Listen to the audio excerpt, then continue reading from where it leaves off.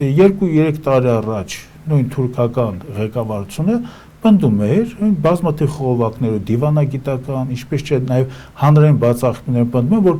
եթե Արցախի հարցը կարգավորվի ի հօգուտ Ադրբեջանի, իրենց փոքր եղբայր, նույնպիսի ջարդարար պետության, այնակ ասում են, որ Հայաստանի հետ կապված մենք դիվանագիտական եւ հարաբերություններ կհաստատենք եւ ճանապարհներ կբացենք, արդեն 2 տարի Արցախը, այսպես ասած, այդ ջարդարար Ադրբեջանի կազմում է հայտնվել ժամանակավորապես իհարկե։ Հիմա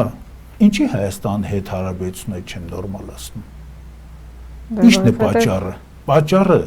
թուրքական եւ հայկական, այսպես ասած,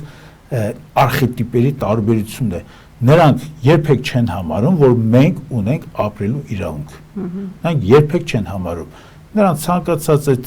դարերը շարունակած ոճրագործություններով կարելի է բազմաթիվ գրքեր գրել, Թուրքական մի ընդհանուր օրինակ բերեմ, մի զորավար,